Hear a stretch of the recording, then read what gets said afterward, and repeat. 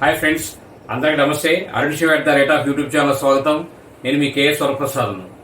నేను మీకు ఈరోజు వీడియోలో అసలు టీ అనేది మన ప్రపంచంలో అనేది అసలు ఎలా ప్రారంభమైంది, ఓ తేయాకు అంటారు టీని, అది ఎలా అనేది మన పూర్వీకులు మన దేశంలో కాకపోయినా ఎవరు ఎలా కనిపెట్టారు, ఎలా దాన్ని బయటికి వచ్చింది అని తెలుసుకుందాం.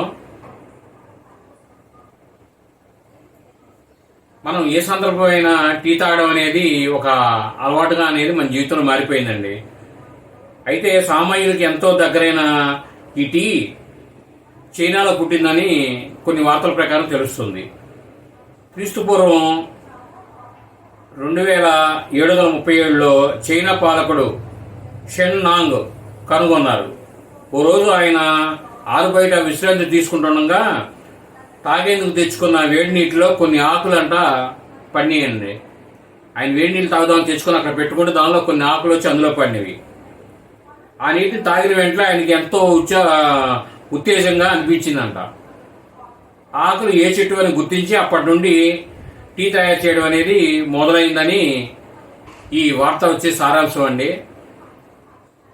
అది ఈవేళ మన జీవితంలో ఒక భాగం అయిపోయిందండి. అది మన దైనందిన జీవితంలో టీ అనేది రోజులో తాగకపోతే నాకు తలకాయ నొప్పిగా ఉంది, టీ తాగడం అనేది అలా మనకి మన జీవితంలో మనతో మమైకం అయిపోయింది టీ అనేది. అది ప్రకృతి మనకు ప్రసాదించిందేనండి. ఒక టీ అనేది ఉంది, మనం తినే ఆహారాలు, కూరగాయలు అన్నీ ప్రకృతి మనకి ఇచ్చిందే.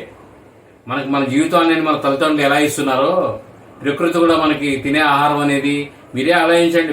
తినే ఆహారం ప్రతిదీ ప్రకృతి నుంచి వచ్చిందే, టీ కాదు. మన ఆహారం,